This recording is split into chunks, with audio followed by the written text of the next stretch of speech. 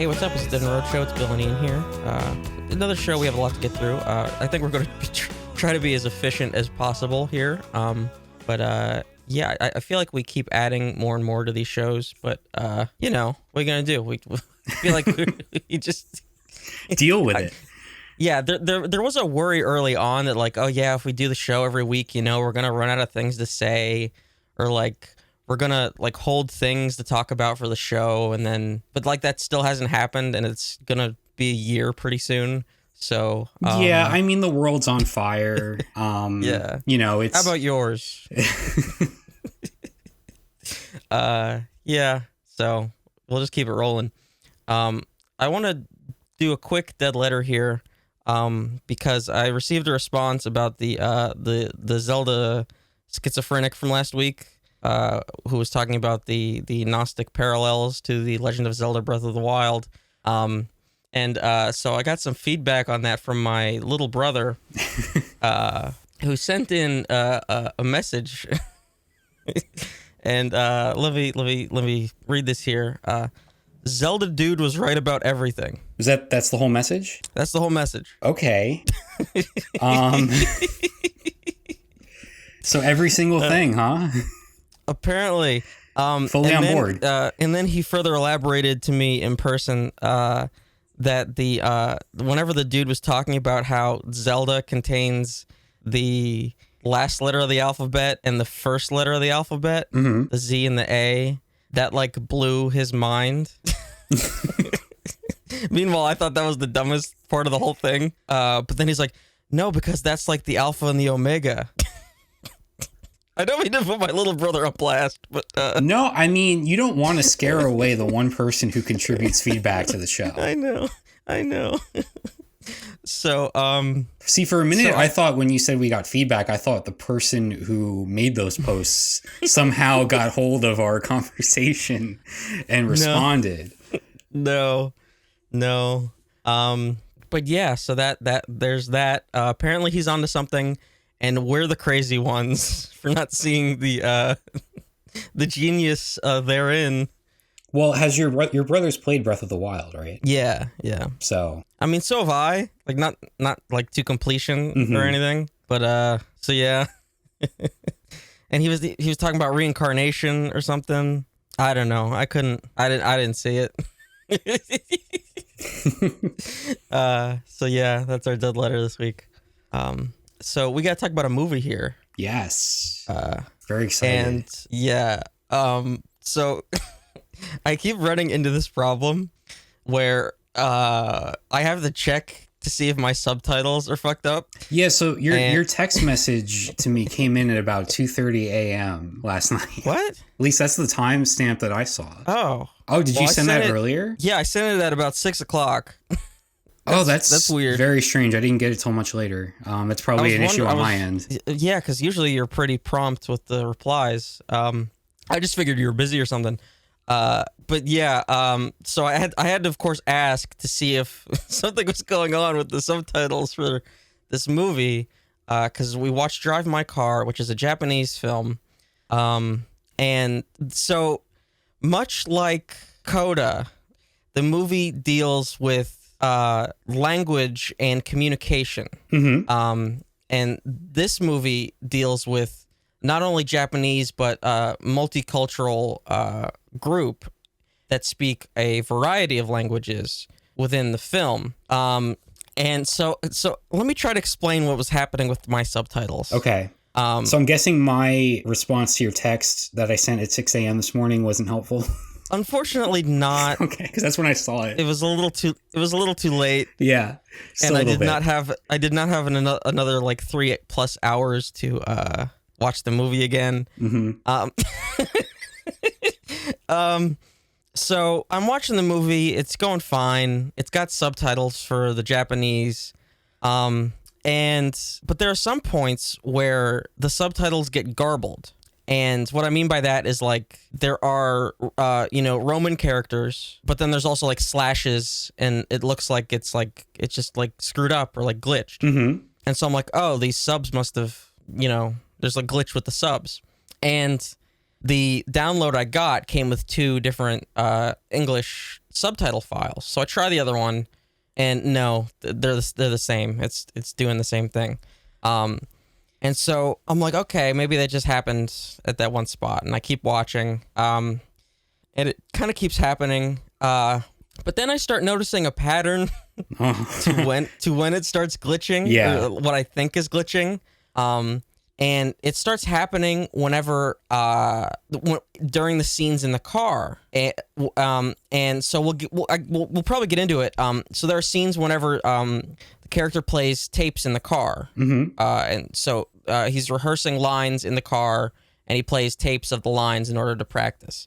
And so what gets garbled are the lines from the tape. And so there's a lot of those. Yes. And so basically all of those are screwed up, but everything else is fine. The other problem I quickly noticed was that only the Japanese was translated and subtitled.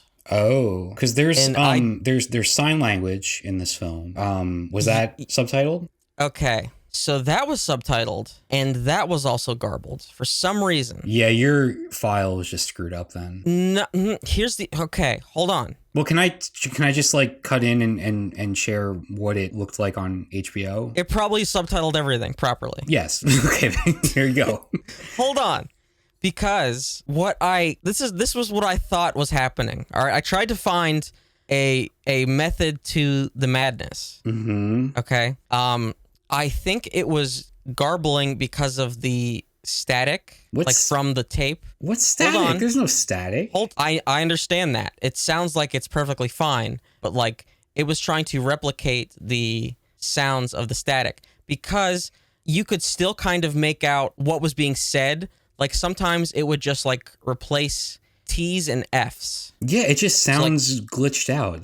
There's no intentionality here. No, hold on. So you could still kind of parse some of them. Yeah, I mean, I've seen that with like closed captions before, where it's like. Then hold on. Then the other problem. There's a memorial scene that happens early on. So this is not really spoilers.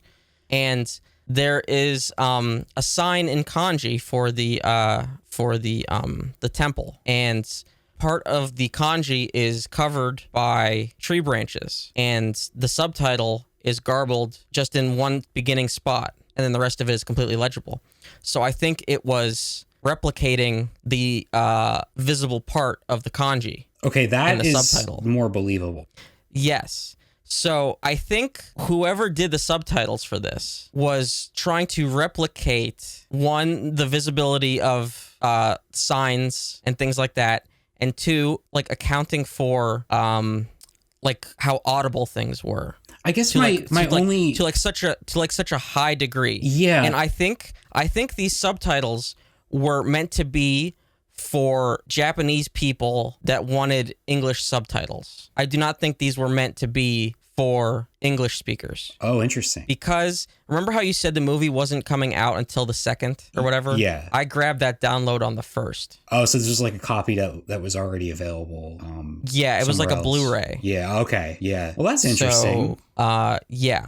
And then all the other languages other than Japanese were not translated. See, because for a little while there, I'm thinking like, because last week you were talking about how, am I going mad? Like, you have this whole segment about how you were losing your mind. And now you're trying to make meaning out of like some misspelled subtitles. But I think you might be right there. That does make sense. Okay. Yeah, see? So like doesn't sound like an ideal experience though. No, probably not. But like, I mean, at that point, the thing about the tape, at that point, though, like the thing with the tape, yeah, is pretty ridiculous, because like that, I was like listening to it. I'm like, no, it's perfectly audible. Mm-hmm. Like it's fine. You know, of course I can't understand it because I can't. You know, I could pick out some Japanese words that like I've kind of picked up. You know, but like I don't. But it's like I could hear it. And then the other thing I thought was like, is that's fully Japanese, or is it trying to replicate his method of like practicing these multiple languages? And so is it like mixing the languages, and that's what it's trying to replicate in the subtitles? I was trying to work out all these different scenarios. So that was my experience. So the other thing is the sign language. So for whatever reason, the sign language was subtitled. And sometimes it was fine, and then towards the later half of the movie, it was garbled. And I think that was due to the visibility again of the signing. That's the only logical reasoning I can come to. So is this like a fan made subtitle, you think? I'm not sure. It said Blu-ray on the download. Yeah. And so then the other thing I tried to do was, because Plex will like give you a search for subtitles it can find if you type in the title. So I tried to grab another subtitle, and it was out of sync. So that was completely unusable. And it was like minutes out of sync. So it was not even close. So that was unusable. So that was my experience. Yeah, so like as far as the official quote unquote, the HBO subtitles, the way they discern between different languages, like when they're rehearsing for their play, like there's some of the actors communicate via English, others speak Japanese or maybe Korean, and then sign language, right? So there's like four, maybe five different languages going on in like one scene, and so they just differentiate using parentheses. Oh, okay. Yeah, but everything is fully subtitled as far as like communicating what's being said. Interesting. Yeah, but anyway, as for the movie itself, yeah. What'd you think of this one? Because you mentioned last week you were thinking of reading the short story that this is based off of, and you followed through with that. Yeah, I did. I read it beforehand because I figured that would be give a good baseline, because I was thinking, with it being a 3-hour movie, that liberties would be taken. And I really didn't know anything about the story whatsoever, other than that it was written by Murakami. So I read it beforehand, and it's a very, very short story. It's like it can't be more than like 25 pages. I can pull it up again, but it's very short. And so basically, aside from some bits of the scenario, okay, it's 37 pages, according to my ebook version. Aside from some bits of the scenario, it's a completely different story. So it's interesting from like an awards perspective, because I do believe this is up for the best adapted screenplay award, which is kind of funny when you think of it that way. Yeah, I mean, like technically they would have had to have purchased the rights, of the short story in order to adapt it. Because if they told a story that's like, if they told this story and called it something else, they would probably have still been in trouble, So yeah, like technically, So this film, it's about a man who is an actor / theater director, and it explores like his relationship with his wife early on, and she's a screenwriter. And about 45 minutes into the film, it takes a bit of a turn, and he ends up drops the title. And drops the title sequence, which, by the way, like, I am a sucker for that. I couldn't believe it. I had to pause, and I was like, wait, what did they just... I absolutely love that type of thing. We're 45 minutes into a film, and we're getting the credits, and that's wonderful. But yeah, so the movie takes a turn there, and it takes a 2-year time jump, and then this man is at a theater festival in Hiroshima, and he's directing this play. So I'm just curious, like, what it takes from the short story as someone who's read it. So the main character is an actor, and it takes the fact that he has a wife. Okay. It takes the fact that he had an accident and discovers that he has glaucoma in his left eye. But at the accident, he had a bit of alcohol in his system.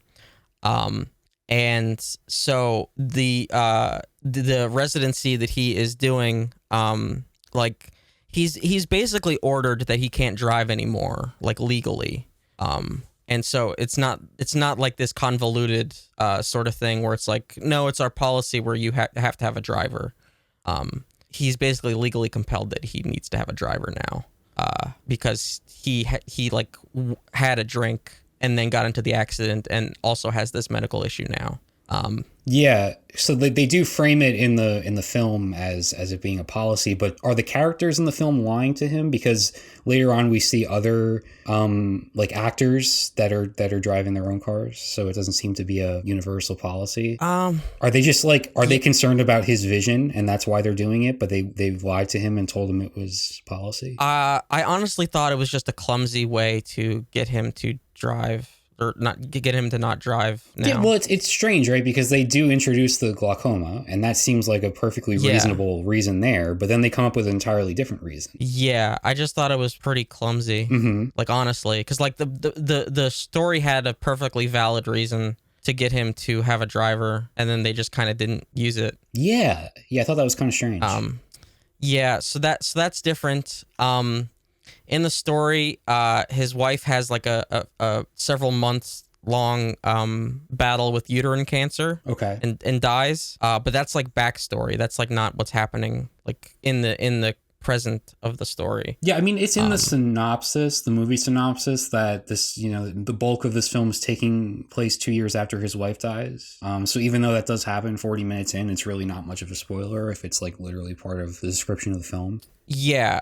So that is that's different. In the movie, she dies of a cerebral hemorrhage. Because she has, in the movie, she has to die like suddenly. In the story, in the backstory, she had a few months battle. And she has to die suddenly because that plays into what this character is grappling with, like, internally later on. Yeah. The circumstances and the, like, what happens in the hours leading up to her death and what he's doing and not doing. Yeah. The other change is that his wife was also an actress, and not a screenwriter. And that changes mostly to give the wife in the film much more of an active role and agency, instead of like just being this like ghost that she is in the story. So there's that. I'd say the biggest change, honestly, is that it like the movie just like strips out just a ton of Murakami like misogyny that he just like instills into his work. Just based on how he writes. Like, okay, I enjoy a lot of his writing, but the way he deals with women is not good. It just really isn't. Like this short story is from a collection called Men Without Women. Which is sure, man. And he has this really, really bad habit of whenever he needs to describe a woman, he has to comment on the size of their breasts every single time, like without fail. And so in the story, whenever you're introduced to his driver, the other main character of the story, the young driver, we have to get the full rundown of her appearance. And how homely she is, and also that she has rather large breasts for whatever reason. It doesn't add anything to the story, and then we also get a bit later, like the main character has to remark that she's actually quite cute. It doesn't add anything. There is no like romantic tension between the two. Like they don't have that kind of relationship. It's just completely unnecessary. It sounds like anything. It sounds like all it does really is provide insight into the mind of Murakami. It truly does. Yeah, without fail, he has to describe women's breasts, like, and not even like in any great detail. He has to just say it's like, oh yeah, they were big. Like that's really it. That's what he does every single time. So there's that. And also the fact that I find it just weird that so the main character's wife was cheating on him, and he's aware of it, and this is the case in both the story and the movie adaptation, and so the wife dies of uterine cancer, and obviously that is not a cause and effect, but just the fact that she dies of something that is like a body part closely related to her sex organs. Right. It's just strange and is not commented on, but just a weird parallel to draw. Well, when it isn't needed for much of. Yeah, when you put it anything. in the context of how Murakami writes and like everything you just said, it does sound very intentional. Yeah. So the movie does, I would say, strip out a lot of his bullshit. Mm-hmm. Yeah, which is great to hear. And like I said, so the wife is, even though she is only in like the first 40 minutes, she has much more agency. She's a character and not just a ghost. And her voice in the story continues on in the form of the recordings, the tapes that he's studying and practicing with. Yeah. And like in the story, he just kind of said, like, he just explains how they had such a great relationship and blah blah blah blah blah, and how wonderful his wife is. But like, we don't know really why or what their relationship was like. He just kind of says it was good, right? And so in the movie, we get to see their dynamic and their relationship, and like see him grappling with that and the loss and the grief, right? Mm-hmm. So it's fleshed out in a way that the story wasn't, maybe couldn't be, but definitely wasn't. So yeah, it sounds like this adaptation really like took the ball and ran with it. Because there's just so much going on in this movie, which I should say I loved. By the way, I thought this was fantastic. Like it's dealing with grief and guilt and all those themes, but at the same time it's like it's this commentary about storytelling itself, right? And like the power of storytelling and the resonance of it and the way that it interacts with our lives, and like just a lot of running themes throughout this. Like what did you think after reading the story? Like what did you think of the film as a whole? I kind of treat like it's hard for me to like necessarily compare the two. I think of them as two separate. Yeah, even all right. So just entirely. Tossing aside the story then. Yeah. No, I enjoyed it. I thought the performances were really really good. Mm-hmm. Especially the just like you can't necessarily get a read on this main character and what he's feeling until he opens up in like these like spurts, right? Yes. And he even sort of addresses this whenever he's talking to the young actor about like opening yourself up to the text. And he basically admits that he himself is like closing himself off to certain things. But then there are just like moments where he just kind of like opens the release valve, and like in sudden bursts, like where he has the dinner with the dramaturge and his girlfriend, and then he just suddenly says like, yeah, like she's the best driver ever, and like I'm very happy, just like out of the blue, mm-hmm. Sort of thing, and just like has this like display of like opening up and care, that suddenly means the world to this other person, and then of course the scene where they go back to her hometown, like that pivotal, like like these two people that have so much in common, like just opening up. That's sort of like, I guess you could call it like the emotional climax of the movie. Yeah. So I really thought it was great. Like just the way that you see his acting process throughout the movie, and the way that mirrors his approach like to life as well. Yeah, because like he's directing this play, and so he's having all the cast members do like readings of the dialogue and everything before they actually like take the stage to rehearse.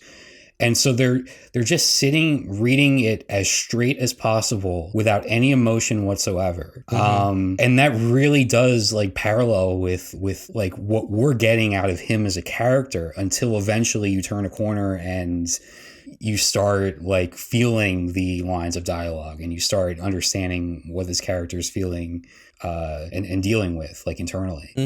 Yeah, and then you get to where he has to act. Yes. Finally on the stage, and then he plays out the scene, right? And then he has to, he's off stage, his part's done, and then he just like sort of collapses after just expunging all of that. You know, like just the catharsis of it. Yeah, you could see the whole entire process because the other actors don't quite get it because he doesn't explain, you know, why they're sort of reading it so straight, so just, you know, so bland, so, you know, the text is the text. Like they don't understand why they're doing that over and over, instead of just trying to act it out. But then it comes together in that one, you know, cathartic performance. Yeah, it's really brilliantly constructed how they sort of weave the story within the story, you know, like the play that they're gearing up to do, and how it just relates so much to the characters outside of it. I just love that so much. Like there's so much attention to detail, like in this screenplay, and like like the lines that he's playing on the tape, you know, or drawing immediate parallels to what's kind of going on in his life, you know, but not like on the nose. Not on the nose either, but like you can't help but sort of meditate on them the same way he's doing. Yes, right? Yes, absolutely. Because he sort of has nothing but these drives and these lines, and so you're just ruminating on them, like because there's nothing but the text, right? There's nothing. Yes, that's another thing I was going to bring up. Like, if you just look at the movie visually, like just visually what's happening without any context, it's a lot of driving in a car. It's a lot of like, you know, traveling city to city, characters, talking in rooms, whatnot. And like what they were able to do with just that, as far as like the car itself is just so distinct and so memorable, you know? It's like this older model. I don't know exactly what type it is, but it just stands out from everything else. It's a Saab. Okay, yeah. That's the other. Okay, so in the book, it's yellow. Okay, and they make a big deal that it's yellow. Huh. And I think that's only changed because that would probably look like that'd be harder to film compared to the red. Is my only thought. Like based on the scenery that they're using. Yeah, I mean that makes sense to me. Just the way that this car pops, you know, on the screen. Yeah. And your eye is like drawn to it, and it's shaped very like uniquely and just stands out. And like just the small details of like, so the hubcaps on the car, when the car is moving, right, and they spin, it looks like the inside part of a cassette tape. Oh, which is just like such a smart visual like little thing to do, you know, like it just that really impressed me. Like there's so many little things like that visually that they do. Like there is the scene, so he's got, like we mentioned, he's got glaucoma, so he's taking these eye drops periodically.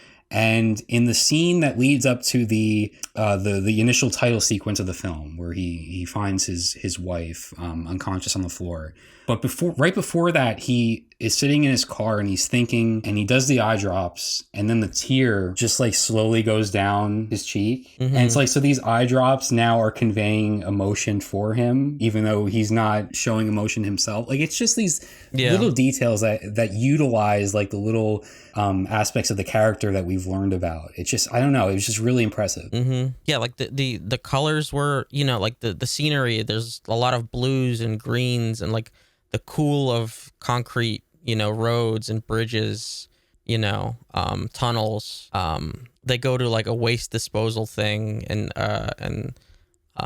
like these a park with these cinder block, you know, cement bleachers, and there was the one what was that shot where it was the perfect symmetry of the road and the power lines? That one was like, oh yeah, okay, yeah. Like I know they just wanted that shot. Like there was no, you know, explicit purpose for it, but like they just wanted that because of the perfect symmetry of it. Sure. But yeah, there were just so many good shots. Yeah, I like this so much. Like it's one of those things where it's like I don't have a ton to say about this film because I just felt like so much of it was just like so wonderfully executed and like so rich, you know. Like it's 3 hours, but it doesn't feel like it, you know, because some people might look at a 3-hour film and sort of be turned away from that, at least in like certain situations. Like you might not want to sit down one night and spend that much time on a film, which I've certainly done before, but this one definitely earns that runtime. I think it does. Yeah. Especially when you have a title sequence 45 minutes in. Right. Yeah. I mean, but like so much of that runtime is it's going place to place. It's on the road. And then like one of the like like most pivotal scenes is a conversation that happens in the dark in the back of a car. Yeah. Just going back and forth between two characters talking. Which, by the way, the performances from both men in that scene were phenomenal. Oh, it was fantastic. Yeah.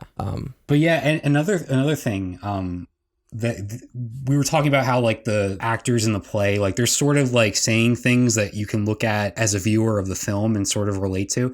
There's when they're doing the straight reading of the play, and these characters don't really understand the point behind it. And the director leaves the room and they're sort of talking behind his back and they're like, "Oh, I was falling asleep during this," but like not in a bad way, just like it was like meditative, or it was like very calming. Right. I felt the same way watching the film. So it's like this like meta commentary in a way, you know? Mm-hmm. Because like this movie is very like mesmerizing in the way that you're driving a lot, and there's a lot of like shots that are quite similar to one another, and there's like a hypnotic rhythm to it. Well, yeah, think about how I would feel whenever I don't even have the subtitles for the other languages, so I can do nothing but like listen. No, I'm serious. Yeah. I could do nothing but listen to the sounds, right? Mm-hmm. And then every time they're done with the line, they knock on the desk every single time. So there is this rhythm to it. Yes. Every single, section of lines. And some are obviously longer than others. There's the fact that some of the characters don't speak the language of other characters, so they're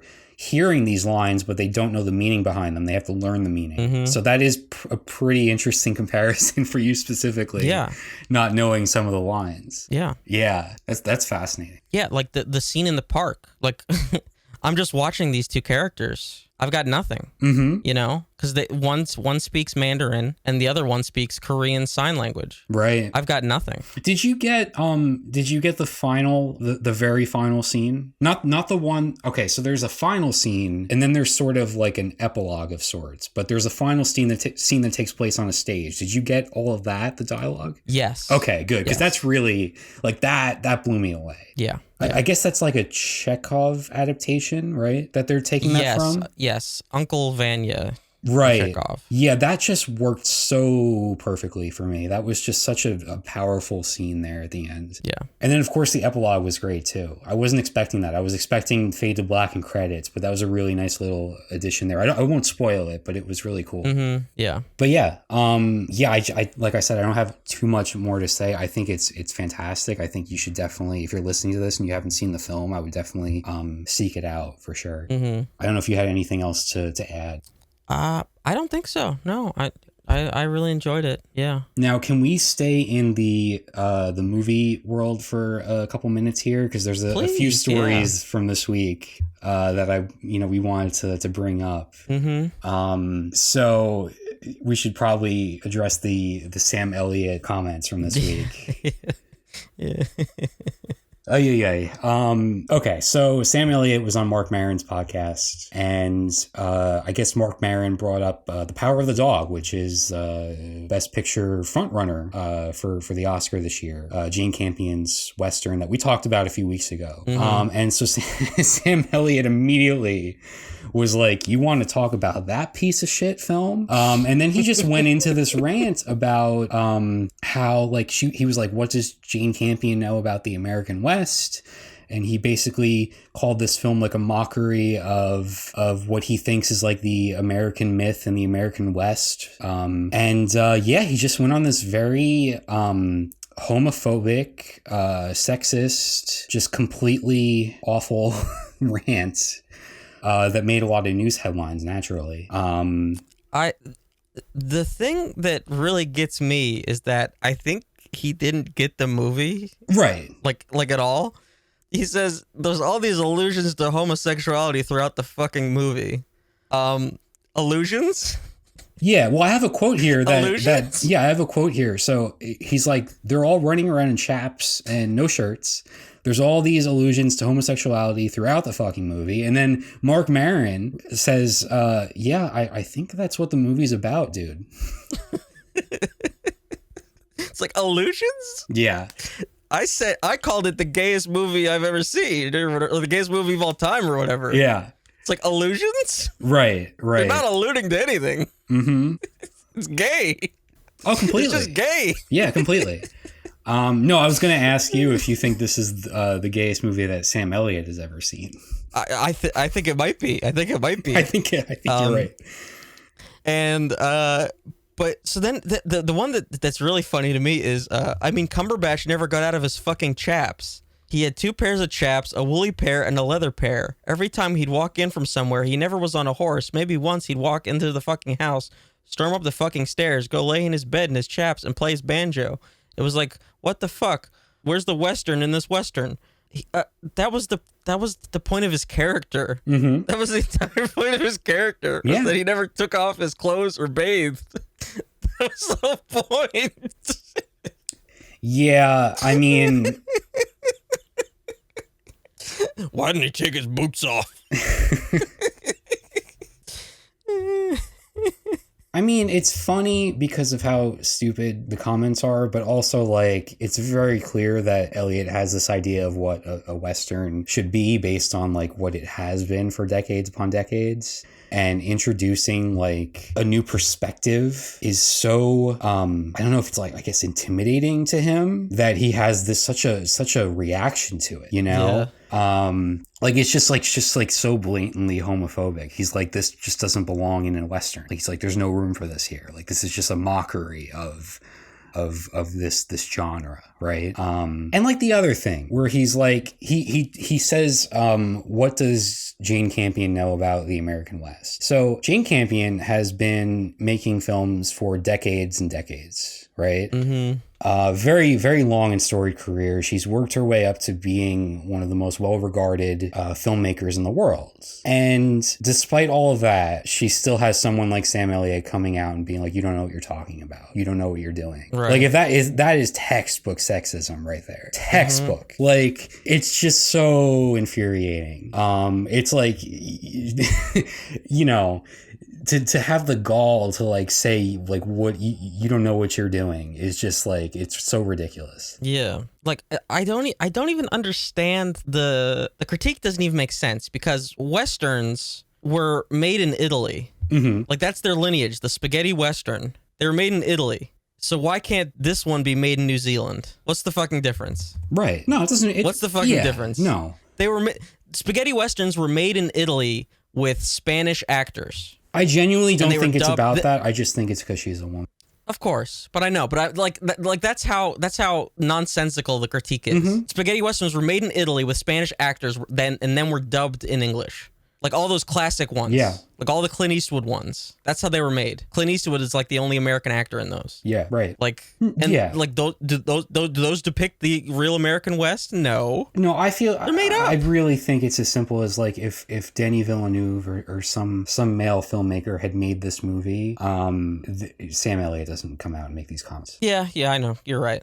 Yeah, because it's like, you know, the past decade or so, I don't think it's a coincidence that as more and more women are making films, like there's an increase in women directing films. That's just been happening over the last number of years. I don't think it's a coincidence that as that happens, there are more like refreshing and new takes on like old genres, right? So like you have this movie, mm-hmm. You have like Kelly Reichardt, who made First Cow last year and who made Meek's Cutoff from like 2010, which is just a total subversion of everything you would expect from those old westerns. Like, it's brilliant. And so like it you know, it's clear that this genre is progressing in ways that are threatening to someone like Sam Elliott, and that is what sparks this reaction. It has nothing to do with the quality of the film. It has nothing to do with how informed Jane Campion is on the subject matter. It's just he's seen progress and he doesn't want to live in a world where there's progress. He wants to just keep on making those same stereotypical cliche films that have been like the status quo for so long. Right. And that's really all it is. Like, there was an article on IndieWire that basically was like, Sam Elliott's reaction proves that this movie has like real bite to it. Like, it actually is accomplishing what it set out to do. Like, Sam Elliott, by attacking it, is just proving its point, which I agree with. But yeah, so this still, as far as I've seen, Power of the Dog is still the favorite to win Best Picture. I'm not sure if Sam Elliott is an Academy voter. Honestly, I don't think he should be after after these comments. If you can take away his voting power, I would love that. But I mean, he's a character actor. He plays like the same thing. Yeah, he's irrelevant, honestly. I did want to quickly mention the SAG Awards that happened this past weekend, just to kind of check in on where the Oscar races stand and what this maybe points to. So the Screen Actors Guild happened. There were some winners that were pretty expected and probably mirror what's going to happen at the Oscars. Like Will Smith won Best Actor for King Richard. And did you know that he has never won an Oscar? That is not surprising. I guess that's true. I mean, I was surprised. Yeah. Yeah. I really shouldn't be surprised by anything the Academy is like. There have been so many terrific actors that have not received the recognition, but it does seem like this year will be the year for him. He's the favorite to win that award, which will be cool to see. Ariana DeBose won supporting female actor for West Side Story, which like she's been a lock for that since the movie came out. Now the surprising one, which I had texted you the moment that the award was given out because I knew you would love it, was the top prize of the night, which is the ensemble cast in a motion picture, went to the one and only Coda. Yeah. And in addition to that, male supporting actor went to Troy Kotsur from Coda. So it looks like he's really got a lot of momentum and is the favorite to win that Oscar. The thing is, I'm not going to take anything away from the actors on that one, you know? Like, that's whatever, you know? It's just the whole, what do you call it? The whole picture as a whole, you know? Okay. I just don't get it. Right. And I won't push you any further on that. But the one thing that I really just still don't understand. So female actor in a leading role went to Jessica Chastain for Eyes of Tammy Faye, which I'm convinced is a movie that doesn't exist. I've never. Yeah, like I don't think there's always every year in the Oscar race, there's that one movie that nobody's seen. There's that one movie nobody's seen, and somehow it's the favorite to win an award. And somehow it's always the Jessica Chastain movie.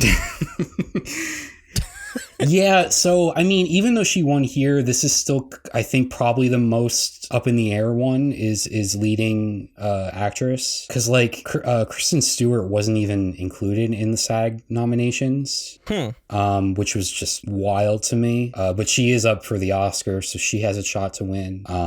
Yeah, I mean, it's so Power of the Dog, Best Picture seemed like as close to a lock as you could get, but now Coda seems to be right there. Like they have a shot. They have an outside chance of winning Best Picture. I don't get it. How can, like, come on, like, how can you compare something like Coda to like Drive My Car? Like, it doesn't make sense. Well, I think they're. I'm sorry. I mean, they're two very, very different movies. I'm sorry. Like with Coda, you have just the skill alone. I'm sorry. No. Okay, so I guess I am going to have to be the Coda defender again. So they're two very, like, Drive My Car is very art house. Good. Yeah, of course it's very good. It's very art house, whereas Coda is like this crowd pleasing, coming of age, feel good film. Yeah, junk. No, it's a wonderfully executed version of that type of movie. Of Hallmark. See, that you belongs on TV. You mentioned that last time. Straight to video.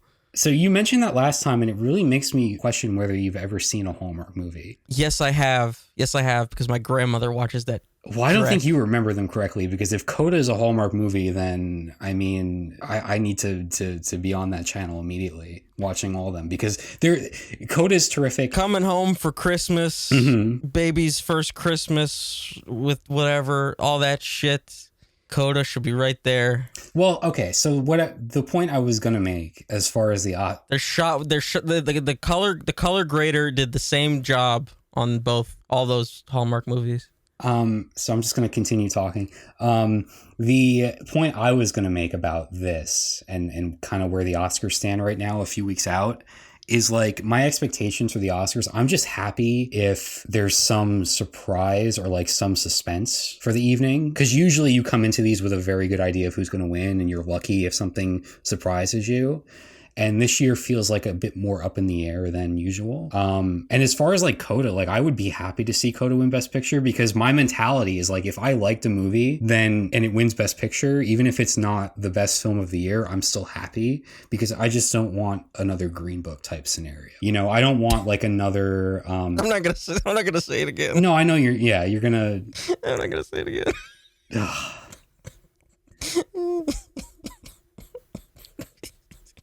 I mean, yeah, sure. Is Drive My Car a better film than Coda? Yes, but I think Coda is also, of course, well, sure. But I think Coda is also very good in its own right, and I think if it won, it would be far from the worst choice. Being at the top of the Hallmark Channel is still, you know. Man, see, the Hallmark comparison really annoys me, because you're talking about like it's just a completely different league than anything that's been on Hallmark. You could have put Melissa Joan Hart in that movie and it wouldn't have changed anything. You just said you weren't going to take away from performances, but that's what you're doing now.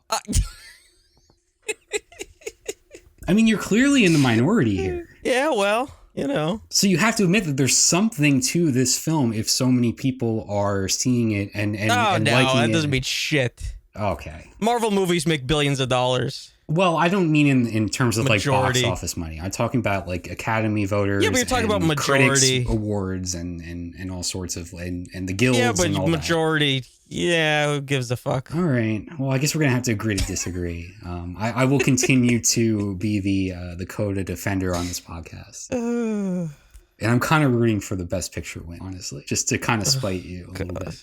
Like, I do want to see Jane Campion win. I want to see Power of the Dog win, which I think will still likely happen. But this does add a little bit of uncertainty to that narrative. It's got too many allusions to homosexuality. Honestly, if anything, I think Sam Elliott might have just, like, bolstered the film. Like, I think people were, like, pissed off at that, and they probably just want to vote for Power of the Dog even more now. Like, that's what I would... If I was an Academy voter, that's how I would feel. I think, like in his brain, he thinks that now all cowboy movies have to be gay, and he doesn't want to act like be gay in a movie now. Oh, you think that's what it is? In all the cowboy movies? I don't know, because he really was focused in on the chaps more than I think anybody else was. So maybe there is some sort of repressed... Or he's embarrassed and he doesn't want to take his shirt off. Well, that's understandable. So he doesn't want to just go around in chaps with his shirt off. So I did say that's the direction that cowboy cinema is going. Oh man, yeah. Well, maybe he needs to make a career change then. I don't know. Yeah. So I mentioned how like we should be able to get through everything this week, and then we spent an hour on the very first topic. So I apologize about that. But we can move on from the film stuff for now. All right, let's go into some bullshit. Yes.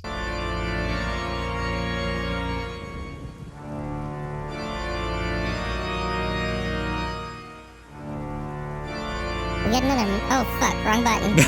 Ignore that.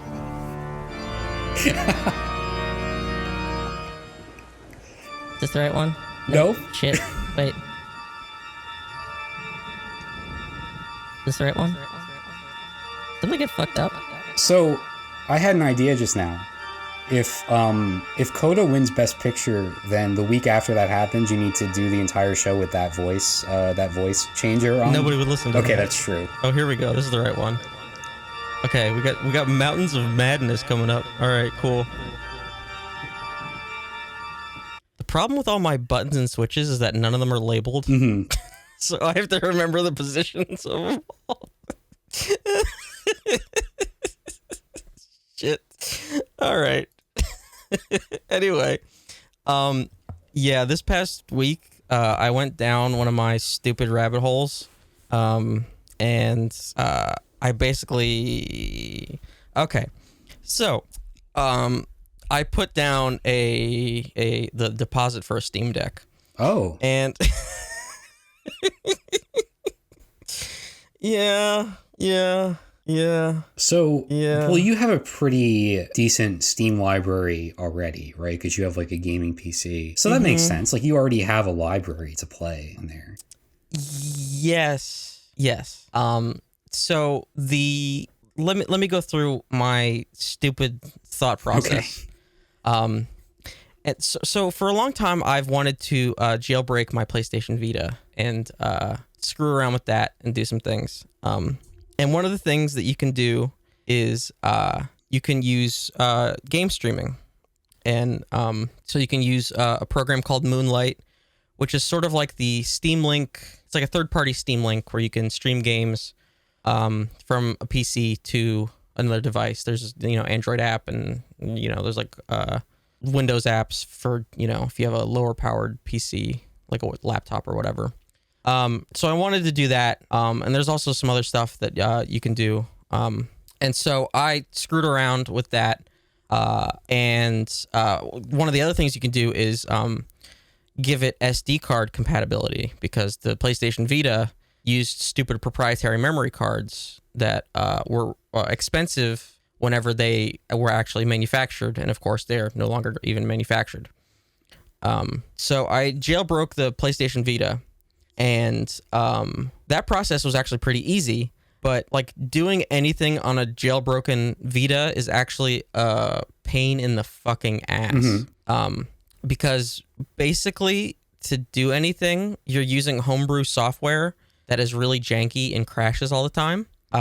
And you also are using a really bad file manager and like using folder names that are like UX0 and UMA0 as like your main two folders, and like trying to figure out where the fuck things go. And also like it's a piece of hardware that's like over a decade old now, right?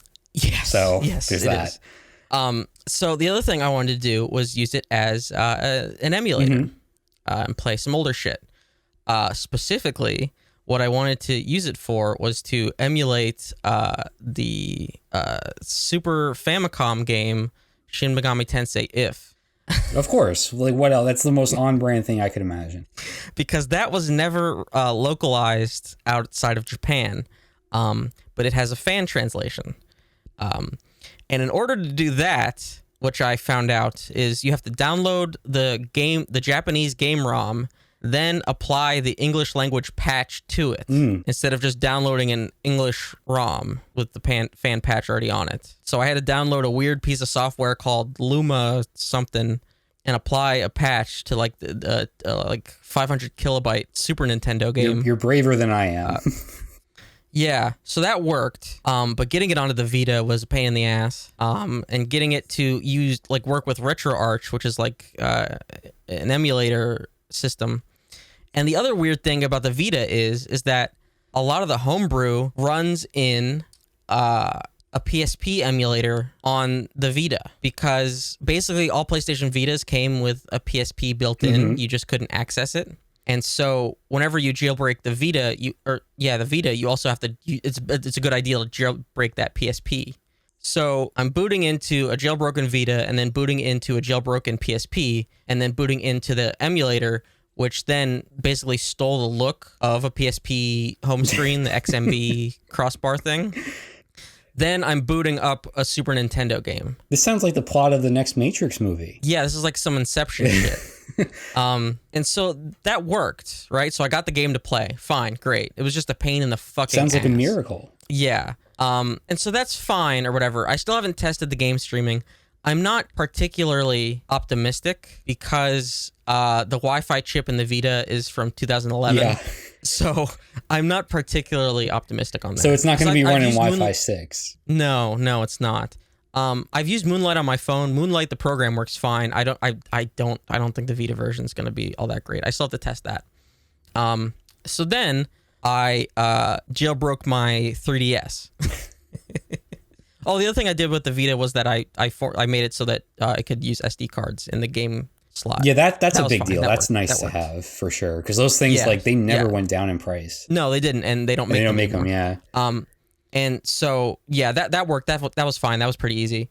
And so since you can't actually buy new Vita games anymore, I don't think anyway. But like you can download your purchases. So I just like need to download all my shit to like this 256 gig card. So I still got to do that. Anyway, back to the 3DS. So the 3DS, that was also pretty simple to do. The method for that one is crazy though, because you basically use a crypto miner in order to do it. Whoa. So there's like a website that you have to give some kind of identification code for your 3DS, that uses basically a crypto mining algorithm to break, and then it'll spit you out the solution for your specific 3DS. So then you take that and then you run through the steps, and then it jailbreaks your 3DS for you. And then you need to use that, make a little file, a save file, and then open that in the game Pokemon Picross, and then you can install custom firmware. Wow. And that works because the Pokemon Picross game is free, and it allows you to just like plop in a save. The only annoying thing about doing the 3DS is you have to keep inserting the SD card into your 3DS and then into your computer and then back into the 3DS and then back into your computer for all these steps. But once it's done, and that's fine. The only real reason I did the 3DS, like there's not really a lot of like software that you can do like on the 3DS that's like useful. Like there's some emulators, there's like a Game Boy emulator, it's like whatever. But the real reason I did it was because you can dump your game cartridges to your SD card. Oh, nice. So you can just have them on your 3DS. You don't have to swap cartridges. So that's basically why I did that. And it was pretty easy, all things told. It took me like an hour. So you're actually using like jailbreaking for that always seemed like the fake reason people give. It's like, oh, I want to back up all my games that I already own. I don't want to steal any. I just want to back up the stuff that I have that I've already paid for. But you're actually doing that. I'm actually doing that on the 3DS. Yeah. I was actually trying to pirate on Vita. Because you can't do it. Yeah. And that's going to be the case on the 3DS because they announced that they were going to shut down the store, I think next year. Oh wow. But like it's weird. So I think in May you can't add any more funds to your account, and next year they're shutting it down completely. So, but like if you can't add funds to your account, you can't make purchases. So they're basically shutting it down in May. Yeah, essentially. Yeah. And I think it's still the case where you can download your purchases. But you can't buy new shit. And like I've basically have everything that I want on the 3DS, I think. Like I have all the SMT games. So like I'm good. Yeah. Basically. And I have like the Bravely Default games. Like I have the RPGs I want on there. So like I'm good, you know. The Vita, I never got the PSP version of Persona 1. And so I downloaded the ISO for that, but I didn't know where to put it, like in the file structure of the Vita. So I just couldn't get it to work because like I already have PSP games that I had purchased and those just work just fine. You boot into the PSP emulator and you go over to the game section like you would on a PSP and you just boot up your games. But I thought I was putting them in the same area in the file structure on the Vita, but it doesn't show up. So I never figured that out. So that was a real pain in the ass.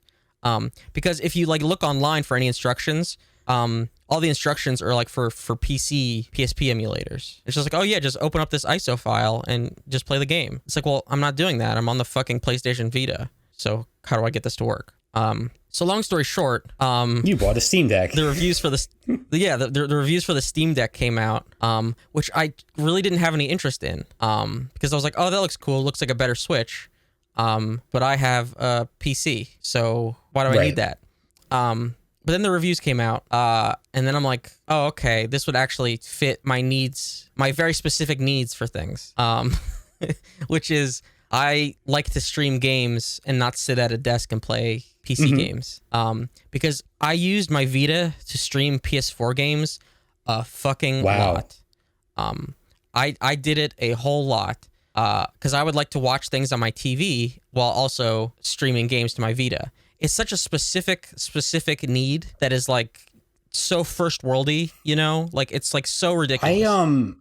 Somebody I worked with, a teacher in my last job, for a while was super into, I think it was Elder Scrolls Online. And so he managed to stream his PS4 from his Vita, like remotely, like at work, which I didn't even think was possible, but he was doing it for a period of time there. He must have had a really good home. It must have been, right? Yeah. So that was cool. Because, like, probably not great for his work productivity, but still cool. No, probably not. So yeah, so like they stopped remote play support for Vita for PS5. So you just can't do it. And so there isn't any homebrew solution for it either that I've seen. So that's one bummer right there. So that's one of my use cases for the Vita. Wait, hold on. Can't you Can't you you can like stream you can do like remote play from a PS5 to a PS4, right? To a PS4? I have no idea. I thought maybe you could, and so I'm thinking like, could you do stream from a PS5 to a PS4 and then do remote play on the Vita to the PS4? Oh, I have which no would idea. be not worth it, and probably not even That'd be possible, crazy. but who knows? Yeah, I gave my PS4 to my brother anyway. Well, there you go. Yeah, but yeah, so that's one use for the Vita out. And if Moonlight is bad, which I have a suspicion that it would be, that's another use for the Vita out. Mm-hmm. And so the Steam Deck, it can run the smaller games that I have on my Steam library, like no fucking problem. It could even run like the medium games, no fucking problem. And the heavier shit, I can just stream it from my PC to it. And it's got, newest Wi-Fi, and my PC's wired, so like it'll be fucking perfect. So, and then the other thing is that it runs Linux. And so while there isn't a native PS5 remote play app for Linux, there is a third-party one. So you just have to run that, and it should work, because Sony has only released an Android app for remote play, which I've used, and I've actually used a third-party one, which is better because it unlocks the fucking frame rate, which is annoying that Sony doesn't do that. So there's the use for the Steam Deck, number one. I guess number two, because I talked about the remote play for PC. So then there's use number three, which is emulation. And they're not emulators directly on Steam, but again, it runs Linux. And so all you have to do is hit the desktop button. You go directly to the Arch Linux desktop, hit the basically apps page, and all the emulators are at the top of the page. So then you just grab the emulators immediately, and it's got PSP, PS1. It can even run the PlayStation 2 emulator, which is crazy to think about for a handheld. So it can run all of them. It could actually probably run the PS2 emulator better than my old laptop can, where I cranked SMT Nocturne up to 4K 60, and that made the fans go fucking crazy. So yeah, based on the reviews and shit, I decided to put in for the deposit. Yeah, because there's like a backlog of people waiting, right? So based on the current backlog, it's saying after Q2 this year. Where does that line up as far as like real months? Q2 ends, I think, July. Okay, I mean that's not too bad. No, it's not, and like I'm in no rush because like I wasn't even planning on like considering this thing. And you got to figure that by then they'll have some of their software issues sort of straightened out. Like it seems to be very buggy and glitchy. I think it's less buggy and more just like some kind of like design issues with the UI based on what I've seen. Yeah, because it seems like they're pushing out daily updates, which is crazy to think about. Yeah, it's funny. I was listening to the Vergecast, and the reviewer for the Steam Deck was on there, and his review basically pointed to really not recommending people buying it right now, but like him actually talking about it on the podcast, he was so enthusiastic about it, right? That like it just didn't line up with his review, because like he was like really into it, because he was like very like just into like getting into like all the details of like you can basically map out any sort of control scheme you want to. You can like customize it like up and down. Like there's so many options and stuff. So it's like it just sounds like there's a lot of cool stuff. Yeah. Yeah, like this, it was completely off my radar. Like I knew it was coming, and I was like, oh, that'll be cool for a lot of people. Like, especially if they want to get into PC shit. And its price, they have to be taking a loss on it, just based off of the specs that it has and the price point and their competitors in like these handheld computer things. How much is it? The highest end model is $650, and it starts at I think $399, $499. Okay. Let me see. And what's the difference between the two? So there's three models. The first one doesn't have an SSD, so you shouldn't get that one, honestly. It has like flash storage. So that just means you're like stuck with whatever internal storage? No, it has an SD card slot. So $399 is the 64 gig flash storage model, and then with an SD card slot. $529 is 256 gig NVMe SSD. And you get a carrying case. You get a carrying case with both. And then $649 is the 512 SSD. And that one also has anti-glare screen on it. But otherwise, all the resolutions on the screen are identical. and the internals are all the same as well. It's just the storage that changes in the screen anti-glare. I see. So yeah, so I put in, because you put in $5 to reserve your spot in line, and whenever you get called, you get an email, and then I think you have like 72 hours to claim and purchase, and that's not bad. Or otherwise, you know, you get skipped and you don't get yours. So yeah, we'll see. I was like, oh, I'll just put in, you know, and then like the more I think about it, the more I'm like, yeah, I'm just gonna keep that. Like it's the same thing I did with the PS5. Yeah. You know, where I was like, oh, I got the pre-order. It's like, I don't know if I'm gonna keep that. It's like, yeah, I am. I mean, that ended up being a great move. I know, considering right? how difficult it's been to get one. Because I thought about it and I'm like, I really haven't been playing that much PS5. And I think part of it is because of remote play and like the types of games that I play. Where like I really, really love handhelds. And like I always have, like going from Game Boy to PSP and, you know, Vita and Switch. Because I like being able to just like watch hockey or whatever and like just play a game like in bed or whatever.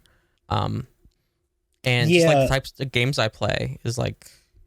Yeah, I feel bad I've neglected my Switch ever since I got the Xbox Series S. Because like when I first got that Switch, that like revitalized my interest in games. Yeah. Like I put like 100 hours into Animal Crossing alone, and if you know me, like that's a lot of hours for me specifically. I was super into Fire Emblem. So yeah, I need to dust off that Switch pretty soon, because it's just been sitting there and I feel bad about it. It's just now it's like it's so underpowered. It's like.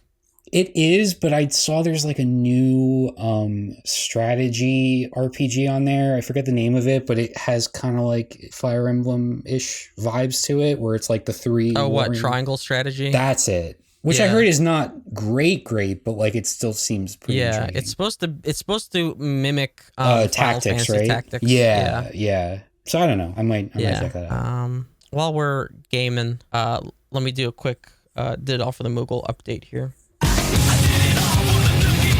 Ooh, can I sneak in a TikTok? Because this isn't part of my other segment, but I saw this one this week, and I was like, yeah, I just gotta send this to you. I mean, you know, it's silly, but you'll see. Are you mad at me? What's wrong? I'm pregnant. Are you sure? Yes, it says it right here. Here's some money for your troubles. Good luck raising the kid. I have more important stuff to worry about. There's nothing more important. Oh my god. Oh boy. Yeah, actually off the RuneScape. Yeah. And then my sister, she just said that she's like burnt out on it too. So I mean that's what happens. We go back and then we're like, oh yeah, you know, the nostalgia, and then like we get sick of the grind. Like it happens every time. Like every like 7 years, you know. But yeah, so I just want to give this quick update. This is from Persona Central, a good follow if you need Persona news.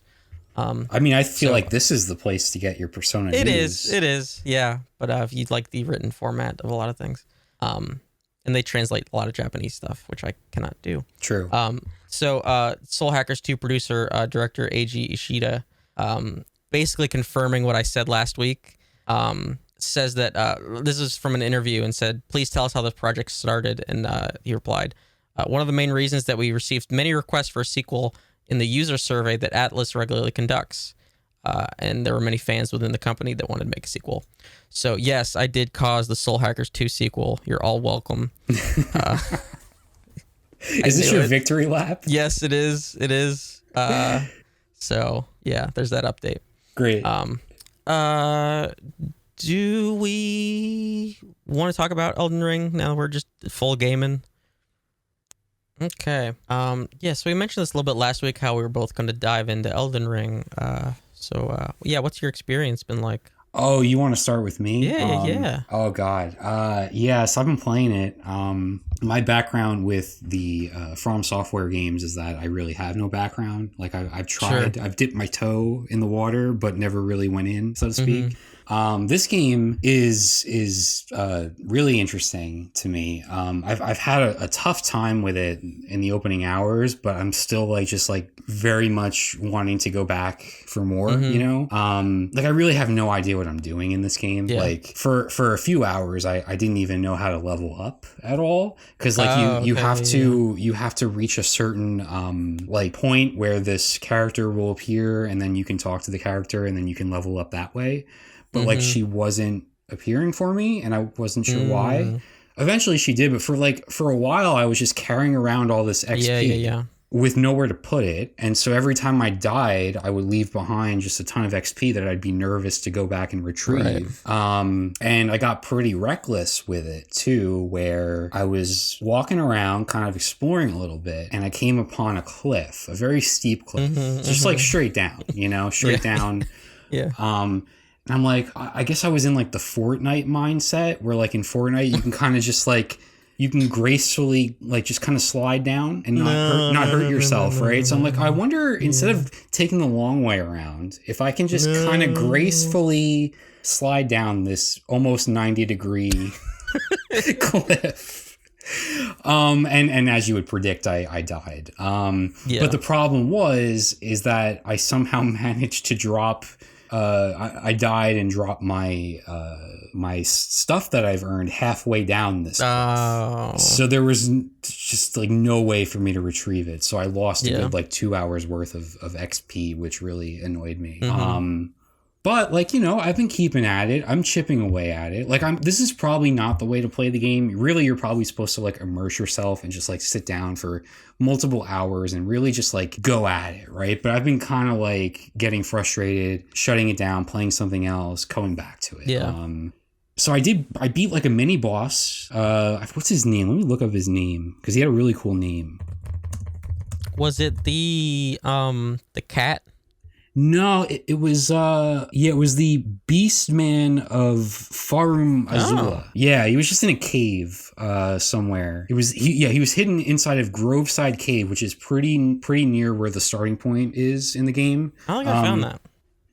Yeah, it's very early on. I just kind of happened to go in that direction. I ended up in the cave, and there's a bunch of like wolves and stuff that I took down. Then I ended up facing down this beast man, and unfortunately, again, I was in a situation where I could not level up. And so I would die, and then my XP would be left behind in the cave with the beast man. Yeah. So my only option, if I want to get it, is to go back and try and beat him again, right? Well, no, if it's a boss, it should be. Well, I guess clear. It wasn't. I say mini boss. I mean, I don't know how you really would what you would call him, like what sort of category of boss he is, but it seemed like a boss to me. Just a tough customer. Yeah, there you go. So eventually the way I beat the Beast Man was I kept spamming the roll, like the dodge roll, so that I could get separation and like cast some spells and like wear him down that way. But it was just like comical because I was just flailing around, like rolling all over the cave.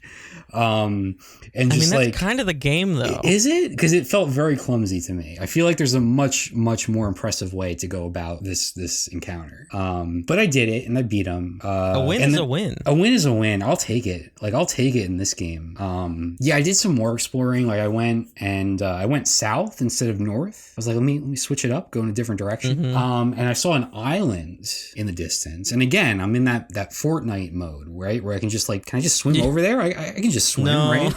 So I go for a nice dip in the water and I die immediately because I guess your character can't swim in this world. If you look at the water, like all the water is clearly like a cliff. If you look. Is it?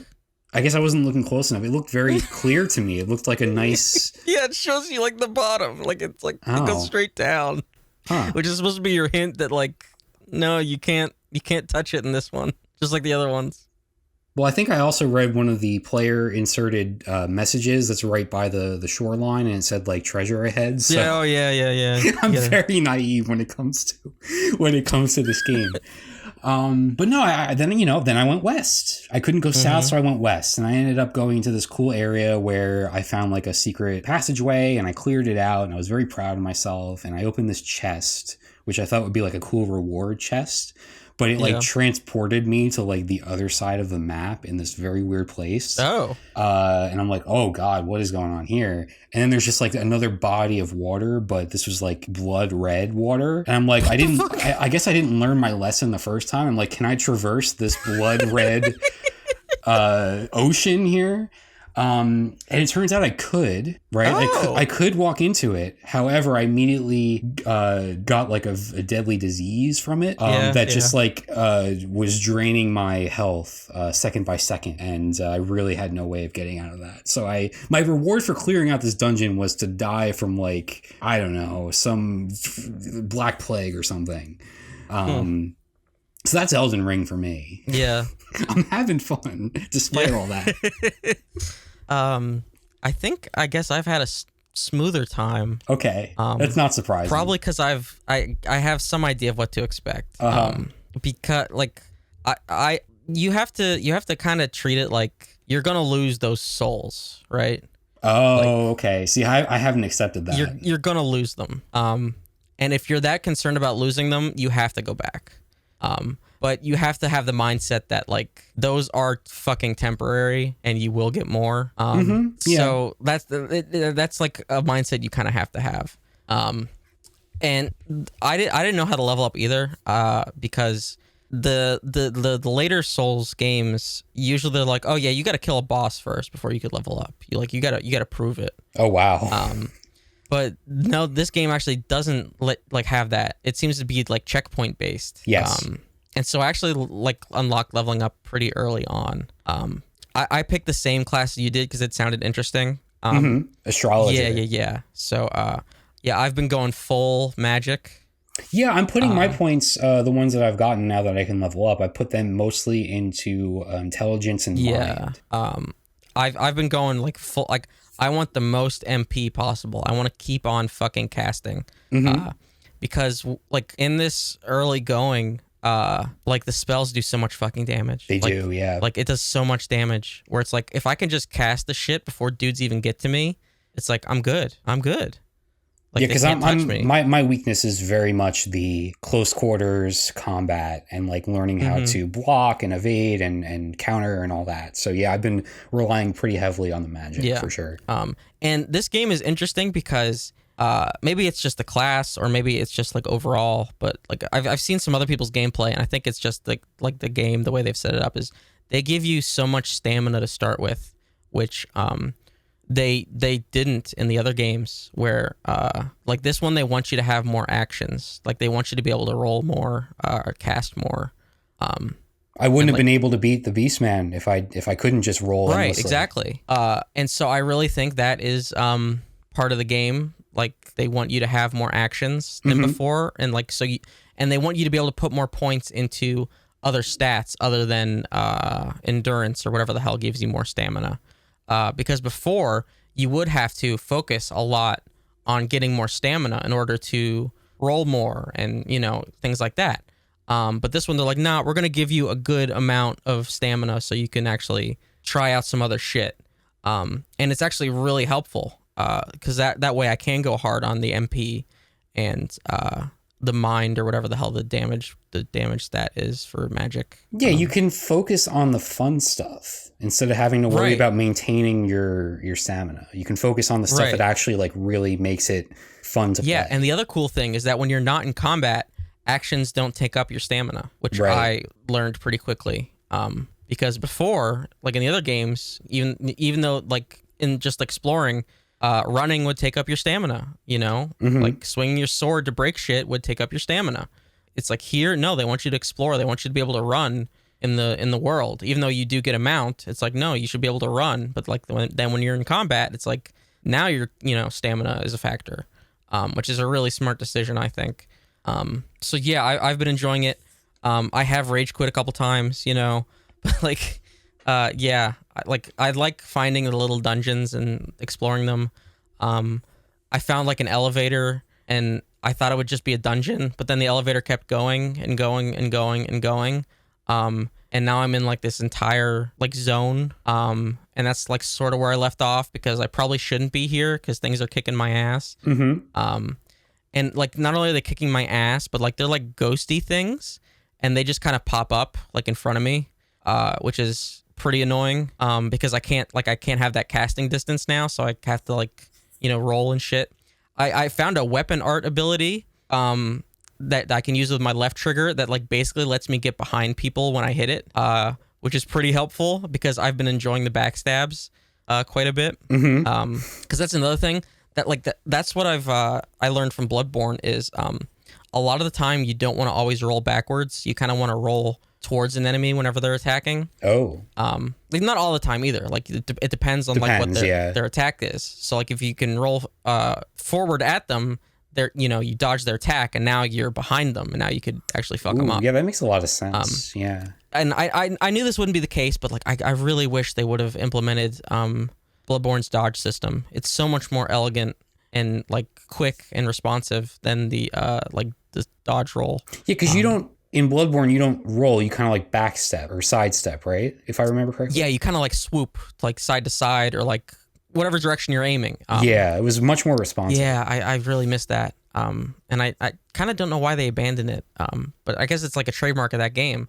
But this does feel like snappier than, I don't know if that's the word, but than Dark Souls, right? Like it feels more... No, it does. Yeah. It does. Yeah. And I don't know if it's like similar to like Dark Souls 3 because I didn't play that one. That's like the one I didn't play. But yeah, no, it is faster. It feels better. I enjoy this dodging a lot more than like Demon Souls or Dark Souls 1. Especially 2. God, 2 felt clunky as fuck. It's also just like such a cool world to explore. I just have fun like trying to find shit and looking around. Like so many times I see like, oh, what the fuck are you? Or like, what is this? Like, just like... Yeah. The designs of the enemies and the creatures and whatnot. It's just so cool. Yeah. I think I've only fought like 2 bosses, maybe 3. Like not counting the starting one that like you kill in 2 hits that like doesn't matter. For a split second I was kind of impressed with myself, but then I was like, nah, it's probably pretty intentional there. It's easy. Yeah. Well, no, the very first one is like you have to, like, you can't beat it, you die, and then you get resurrected and there's a cutscene. But then after that there's a very, very easy one. But yeah, because usually there's like a first boss that's like, oh, you got to kill this one and now you can level up. Like that's how Bloodborne went, and I think it's how Dark Souls 3 went. But so it's nice that it's like it is opened up. Because I haven't fought that guy that's in the starting area on the horse yet. No, I'm avoiding him. Mostly because I've just been exploring other areas. Like I haven't really been back to that area since. I've like been all over the place. See, I'm scared to stray too far because I don't want to like end up in a place that's like I'm way underpowered for. But I don't know if the world's designed that way. It's probably designed to have you explore more, right? And kind of be rewarded for that is what I'm getting. Even though I'm in like this tunnel area, like this underground world, like I am getting my ass beat a little bit, but like whenever I'm fighting something, it's not my damage that's lacking. It's just like me getting like dodging into something that kills me. Like it's not. I don't think it's an issue of stats. It feels like it's your fault. Yeah. But I still might like back out of this place just because like I'm like not progressing. Like I'm still like stuck here. Right. You can fast travel out of that. Yeah, zone? there's been some bonfires or whatever the hell they're called in this one. Because like I said, I thought it was a dungeon, but it's like so big. Because like I can use my horse there. Like okay. So it's not a dungeon, but it's really big. Yeah. I think it's cool that there's crafting, even though it's not very deep. Yeah, I purchased the crafting kit, but I haven't gotten to the point where I've used it yet. Yeah, like you can make the horse healing items, but I don't quite know how to use them. Do you engage in combat a lot on the horse? I've only done it for like smaller mobs, like but I miss frequently. I'm not very good at it. Yeah. So I kind of don't use the horse all that much, but this is more of like a personal thing, just like with games in general. Like if there's a horse in a game, I usually don't use it because I like to explore on foot.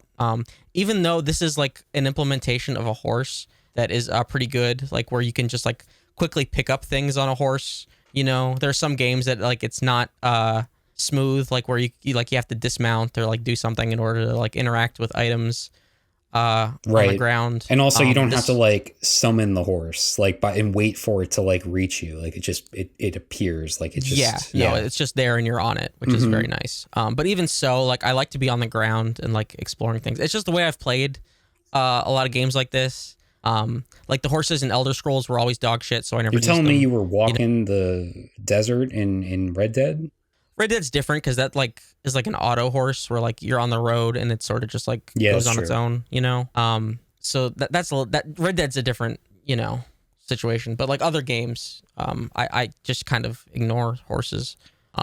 So that's like if I have to travel like a big distance or like I'm like backtracking through an area, I will go on the horse. But other than that, I kind of just like exploring. Now, I've seen people on Twitter say that they've gotten to a point where they've pulled out like a physical notebook to keep track of things. Have you gotten to that point where you've like been thinking about doing that? No, not yet. Because actually, like I met a character that was like, oh, you should go see this guy, and he's like, here, I'll mark it on your map. So that was like the one instance where like I've met like a questy sort of thing, and like the character like actually gave me a waypoint. So not to this point, I haven't needed to like mark anything down. Like I haven't found like any like secret vendors or anything, I don't think, where I would like need to be like, oh yeah, that guy's over here, or you know, anything. And I haven't found like quests, like unmarked quests or anything so far. Like I don't think I'm that far into the game, right? Like I'm just like fucking around. So maybe that might be something I need to consider later, but yeah, no, not right now.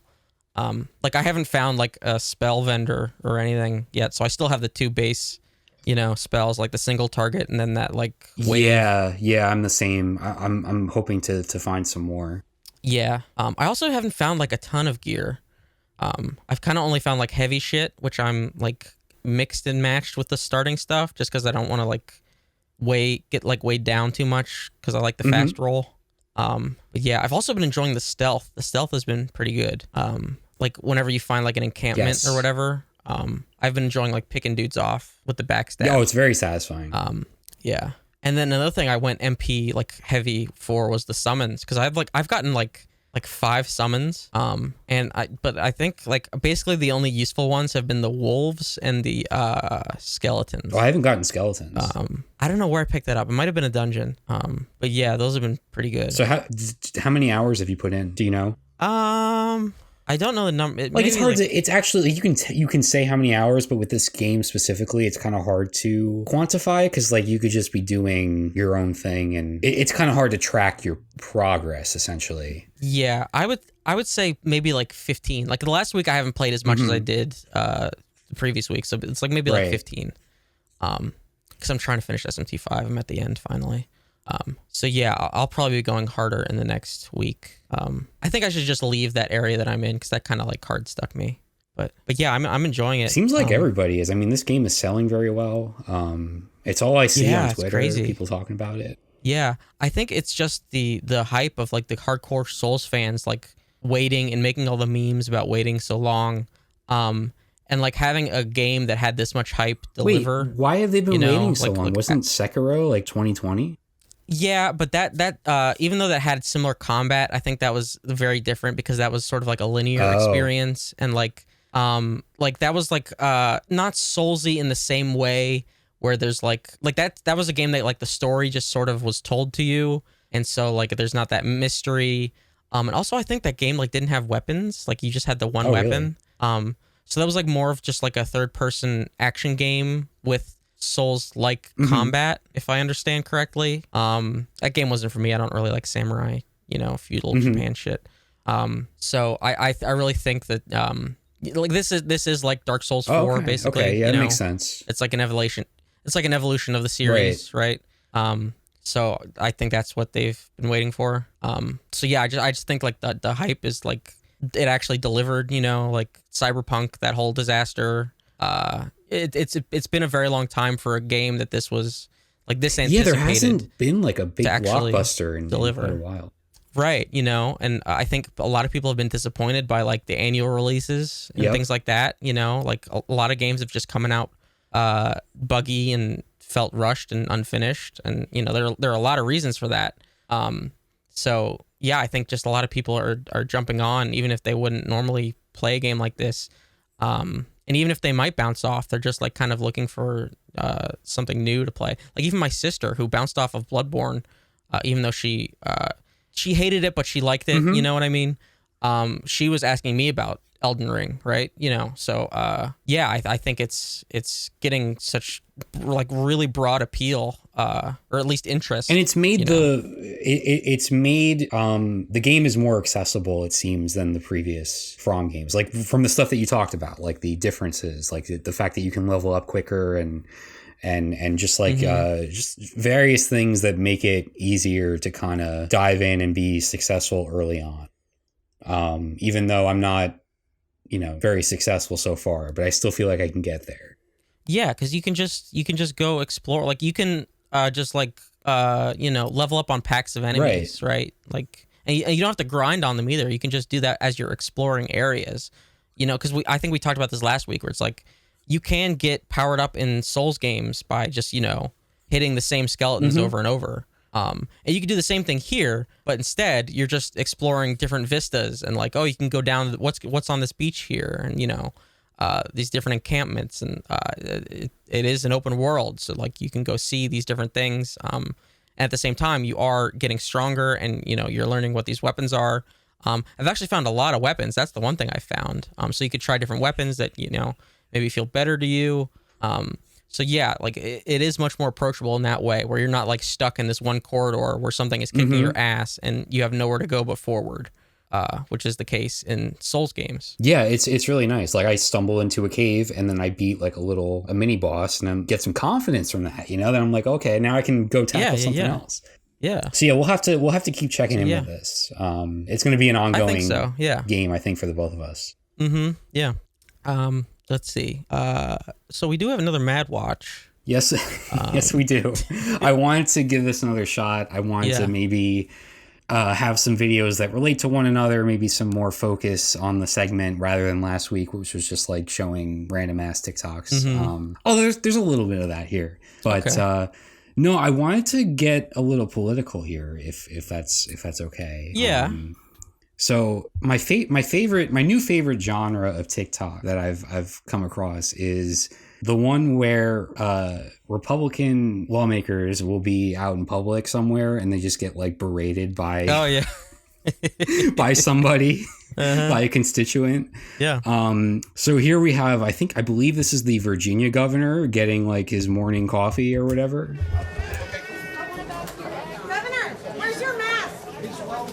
We're all making choices. Oh wait, no, you know what? That's the wrong one. I screwed up. You're in Alexandria. Read the room, buddy. He's my governor too. Fine, just like that. I get to say what I want. I pay for my groceries. Can I not? Is it my No, I meant to show. All right, can we start over with that? Sure.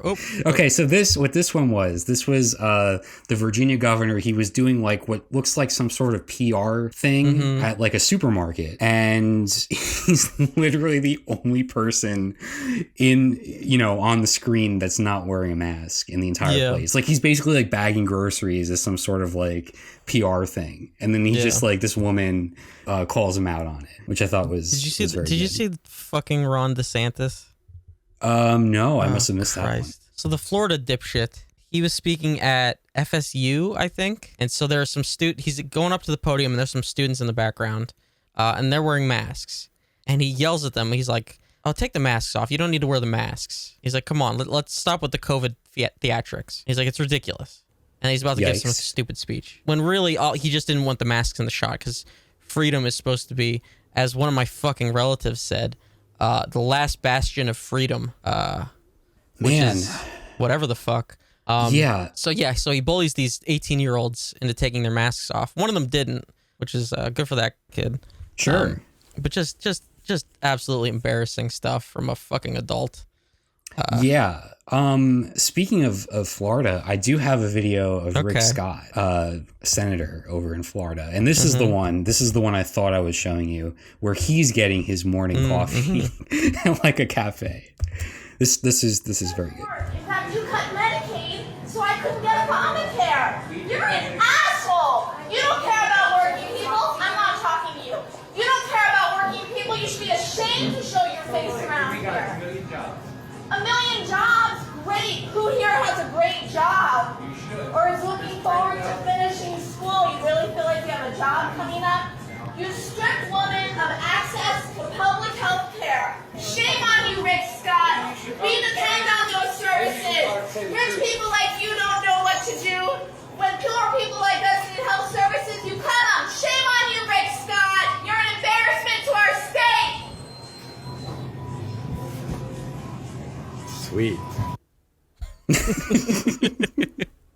Yeah, see, like, if I was there, I just picture myself in the corner being like, the guy walks out and I'm like, hell yeah. That's great. Give it to him. Like, it's not going to change anything. It's not going to change his mind, but maybe it'll make him feel bad for a second while he's getting his fucking bagel. Yeah, no, they should be embarrassed in public. Absolutely. At every fucking turn. They should be embarrassed to show their faces anywhere. Public servants, my ass. If you're going to show up in public and try to act like you're a regular person and not a fucking reptile lizard man, then you deserve to be berated and yelled at. Yes, completely agree. So, I did want to mention what's been going on in Texas with Greg Abbott. I'm sure you saw a couple weeks ago, he made some statements where he said that medical treatments for transgender adolescents should be treated as child abuse on the part of the parents of those kids. And they have sicked the attorney general on the parents, and basically they can be investigated. And they have already started to do this. Yes, they have. And so there's a snitching program basically where people can just call in and snitch on anyone that they might suspect of having transgender children. And it's already taking place. It is. There's a story here. One of the first people to be investigated is actually an employee of the state protective services agency who has a 16-year-old transgender Yeah, child. in fact, I saw online that, of course, where else would I see it? That there's a weird right-wing, it's like an 8chan fucking spin-off, like fake Reddit board where they were basically planning to sick the authorities on that person specifically. Like it was one of her coworkers that called it in that was on this fucking board. Yeah, it's really horrific. It's very much in line with the Republican mentality of just demonizing basic healthcare rights. Like with abortion, it's like you're killing a child. With trying to help your child receive healthcare, it's like you're abusing your child. So it's just it's really trying to criminalize and demonize these things that are essential and should be basic healthcare. Rights. Yeah, and so what they're going to do is take children away from their parents. That'll help. That'll actually help children, is put them into a foster care system and strip them of their gender, and it's just evil. It really is just evil. Oh, it's pure evil. I was just yesterday I was fucking yelling at a turf on Twitter about this shit, because I just saw some stupid shit. Because I was in a thread and they were fucking saying some shit that parents are forcing their kids to be trans, and I was just yeah, okay, we all like to make shit up on Twitter or something like that, and so I was just I just got into a argument with a turf. This is just basically what happened. That's really what happened. That's all. Okay. But yeah, so I wanted to relate that to a TikTok I saw that brings up a very good point. This is from, I want to get the handle right. It's at the real Asherah, Asherah on TikTok. And so they basically they shared this clip. It starts out with a clip from a news broadcast with an anecdotal story. And I think this speaks to a larger problem with mainstream media and the sort of narratives that are shown on news programs and how that can be harmful. So I wanted to share this one. A woman is taking legal action against an NHS gender identity clinic, saying that she should have been challenged more by medical staff about her decision to transition to a male. The anger this video brings out in me is completely crazy. This is probably going to be the most important video of my TikTok career so far. Please post this video in the comments, under the comments. There is already a narrative that exists that trans people are a phase, or that we don't know what we're doing, or that we should be questioned, when the statistics prove otherwise. And when gender dysphoria has been an ongoing issue that trans people have had to go through and has been clinically diagnosed for the past almost 50 years or 100 years. And people fail to acknowledge that. The media will never highlight the issues that trans people face psychologically, but will do everything to invalidate our identities. If I had gone through the path of gender identity clinic, I would have had to wait a year or 5 years to transition. This is helping people. There needs to be individual accountability for this. But yeah, great point there, because it's like these sort of like individual stories that are highlighted by the news outlets. They highlight the sort of outliers, right? They highlight the stories that fit the narrative they want to tell, rather than sharing what's actually going on, which is that the overwhelming majority of trans people are very sure about the transition that they're going through. And these cases are not the usual cases. And like the fact that they choose to tell this story rather than what the harmful effects of not transitioning could be for somebody that wants to or needs to, right? So I thought that was just like a really good example. No, yeah, this is the same shit I was getting into this fucking turf about, was because their evidence for parents forcing their children to be trans was a stupid YouTube video about a family that's raising their children as non-binary. And like, okay, and it's like, so some sensationalist YouTube video that wants to get a rise out of stupid turfs like you means that parents are forcing their children to be trans. Yeah, why is it always just a random ass YouTube video? Yeah, you know, like forget all the science and the data and the stories that people have and share, and like forget all that information. Just like let's zero in on this random. Yeah, it's like video. Okay, this one family, this one non like traditional family means that parents are forcing their children to be trans. Okay, yeah, that's what that means. Okay. Yeah, any way they can to sort of, frame their story the way they want to. Which, speaking of, by the way, and I'm sure you probably saw some variation of this compilation going around. This is about the invasion of Ukraine. The invasion of Ukraine by Russia this week has really brought to light a lot of the mainstream media's, putting it nicely, would be biases. More realistically, it's just like flat out racism / white supremacy. That views that are sort of ingrained in people, and they sort of talk about these types of things without even realizing it in most cases. Like, these are reporters for like major outlets, right? And so here's just the example of some of the clips that have been making the rounds online. This is not a developing third world nation. This is Europe. It's very emotional for me because I see European people with blue eyes and blonde hair being killed, children being killed every day with Putin's missiles. These are not refugees from Syria. These are refugees from neighboring Ukraine. I mean, that, quite frankly, is part of it. These are Christians, they're white, they're very similar to people who live in... But this isn't a place, with all due respect, like Iraq or Afghanistan, that has seen conflict raging for decades. This is a relatively civilized, relatively European, I have to choose those words carefully too. Altogether, there are about 200 students, Zambian students, trying to get out of Poland. No one's letting them through. They've spent 2 nights, and this is going to be the second night out in the cold, and no one has helped them. And they've got no... Yeah, so choose your words carefully there, buddy. Mostly European.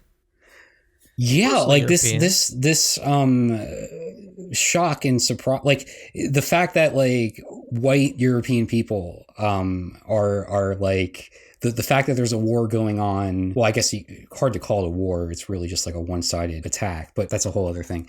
The idea that like it's so shocking and mind-blowing because these are white people just like us, and we wouldn't expect this to happen here, right? We would only expect this to happen in other countries where the people don't look like us. Brown like, it's ones. just so, yeah, exactly. Like, it's just so transparent, or at least it should be transparent, but these people don't even realize what they're saying, these professional reporters. But it just speaks to like the systematic, like the systematic problems that we have, right? Because it's so easy for people to say this and not even think twice about what they're actually saying.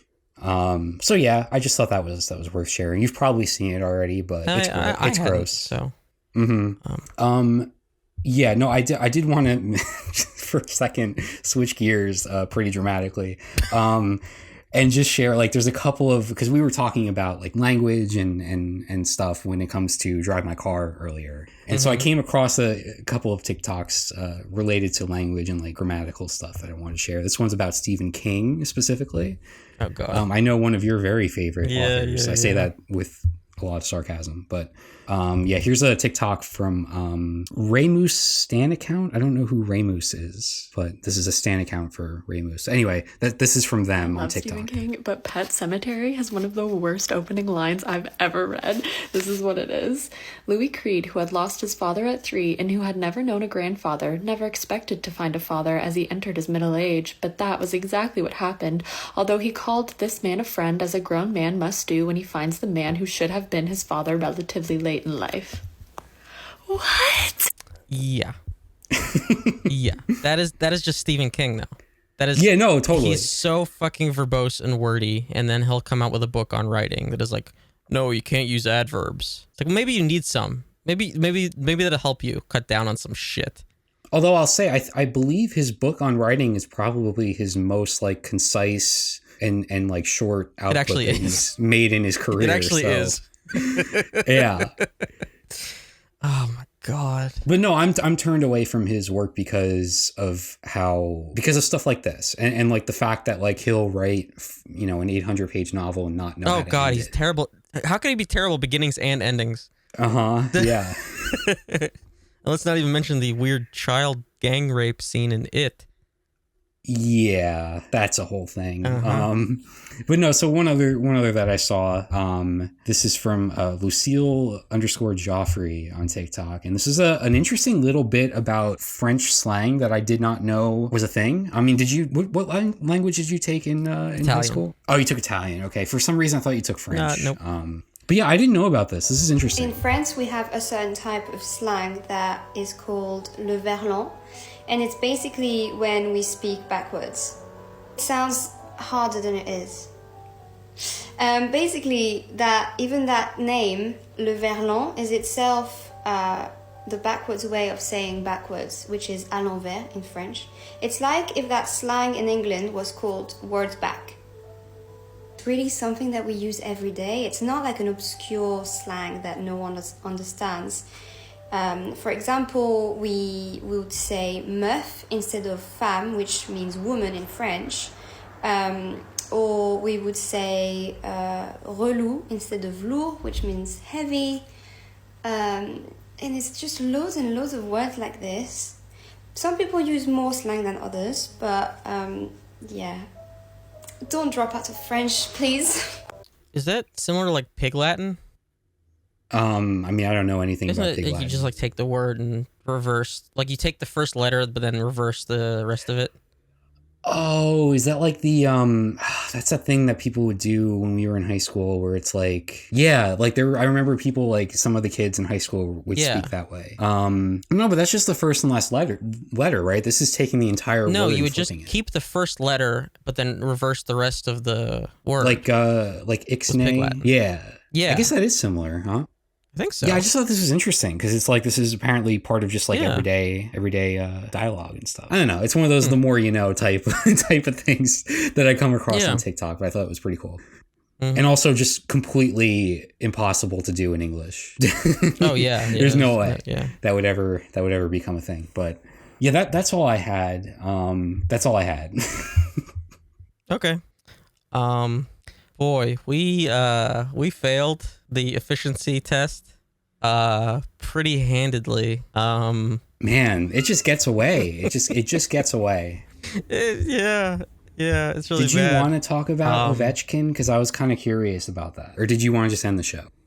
I wanted to talk about it, but fuck. We're a good bit over 2 hours though. I could keep it. It'll still be relevant. Yeah, unfortunately, that whole thing doesn't seem to be going away.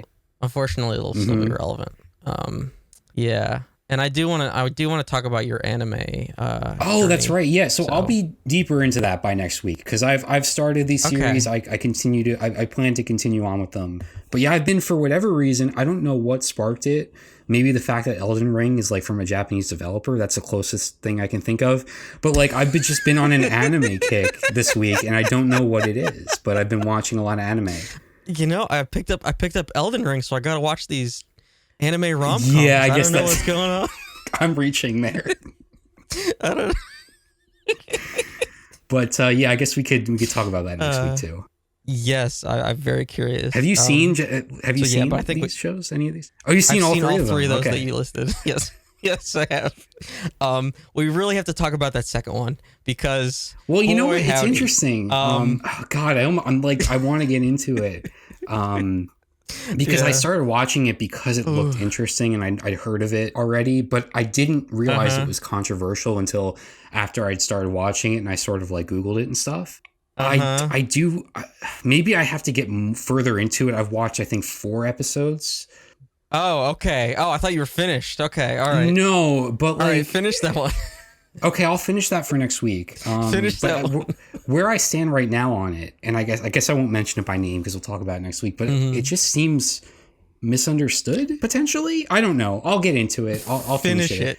Finish it. Okay, I will. I will. All right. Oh, fuck. I mean, I'm hoping it doesn't go down a road similar to like the stuff you were talking about a couple weeks ago. I mean, this isn't one of those, is it? Finish it. I'll finish it. I will. So far, I'm very much liking it. I think it's citrus. Okay, I'll just name it. It's citrus. Well, can I give my impressions of episodes 1 through 4, and then maybe see how that compares or contrasts to next week? We can compare. Yeah.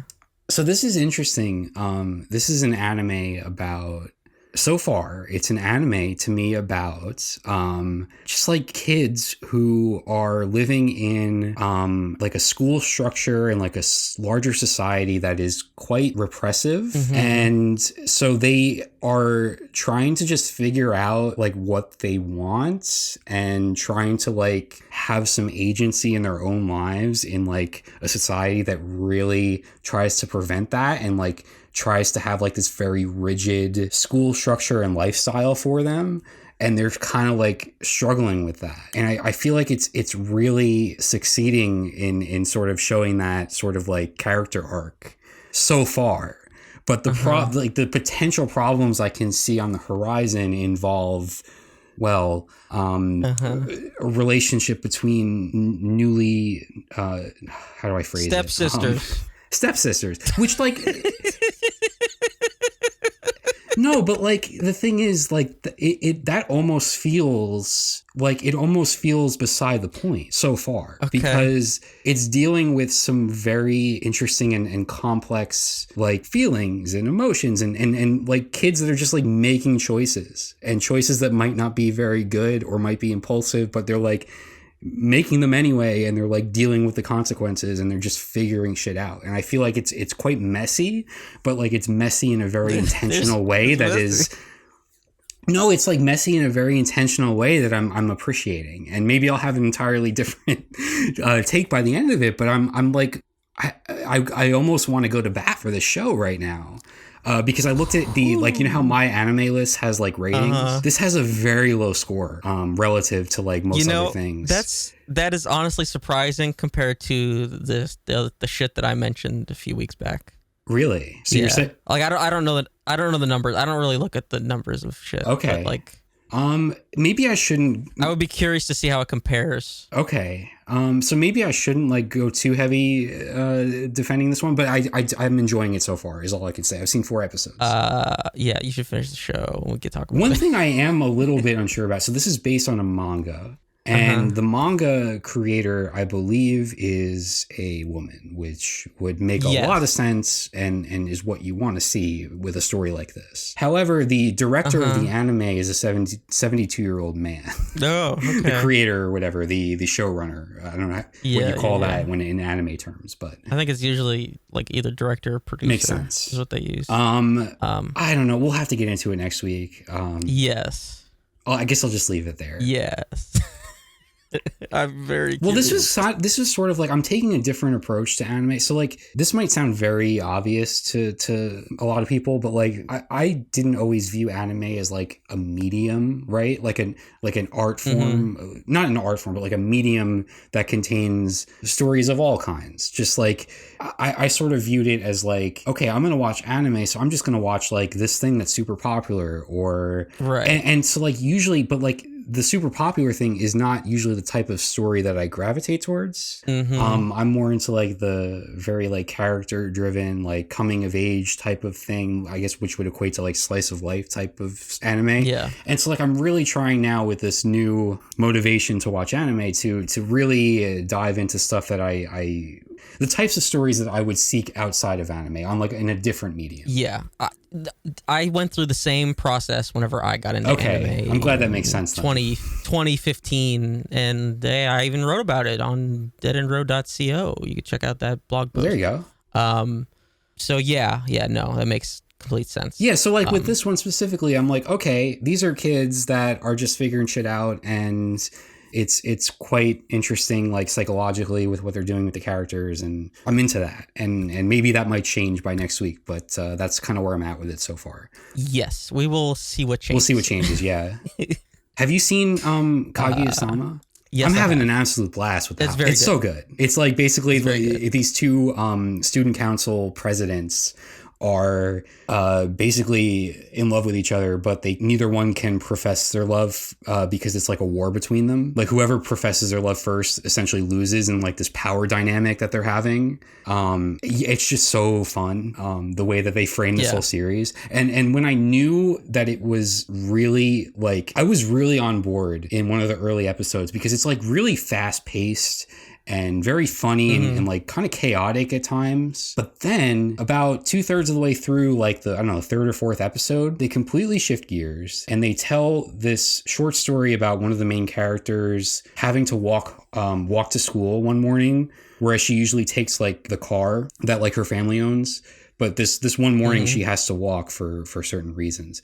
And it's just this very quiet and really insightful, like little character moment that I felt like the show needed, and it really delivered. And I'm like, okay, I'm fully on board with this now. You know, like it's very, very smart, especially for me, because I haven't really watched any like rom-com anime before. And I feel like this is a very interesting one to really start off with. But because it does feel somewhat like subversive, right? Like it's doing something pretty unique. Yeah, it's much more on the comedy side of it. Yeah, for sure.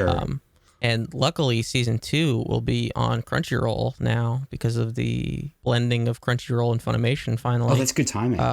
Because previously it was only on Funimation. Right, so that happened this week. The acquisition happened like last year. Yeah, and so now finally they're bringing the Funimation library into Crunchyroll, and they're basically saying, hey, you can cancel your Funimation sub and just add Crunchyroll, and new Crunchyroll subscribers are getting like 3 months free, which is crazy. So yeah, they're finally doing it. I don't think everything is like coming over all at once, but yeah, they're eventually going to bring everything over, including movies, which is quite nice. Yeah, that's really cool.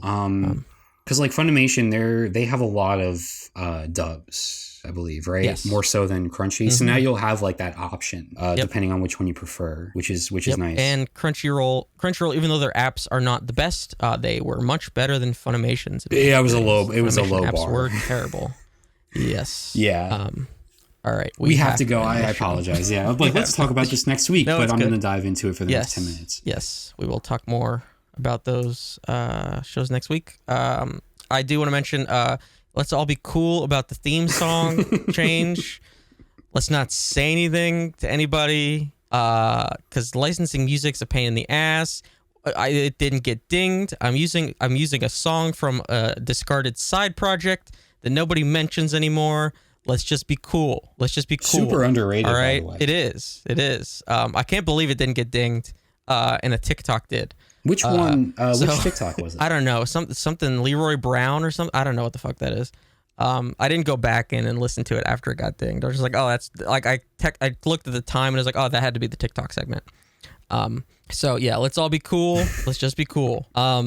Facebook accepted the profanity-free advertisement, so we're going to be advertising on Facebook. Get some people coming in, hopefully, that check out the show. Yeah. If you did, welcome in from Facebook. As always, you can follow me on Twitter at DeadEndRoad. Check out the Facebook, facebook.com/DeadEndRoadTV. Check out the Twitch, twitch.tv/DeadEndRoadTV. I stream Final Fantasy 14 and some variety games whenever I get the chance. And you could do YouTube search for DeadEndRoad TV. Check out clips from the show and full episodes of the podcast. And you can email us literally anything at all, like your feelings on Citrus at video@deadendroad.co. And you could give us a rating on your podcast app of choice if it allows you to do so. All right, we'll be back next week with somehow probably an even longer show than this one. All right, we'll see you then.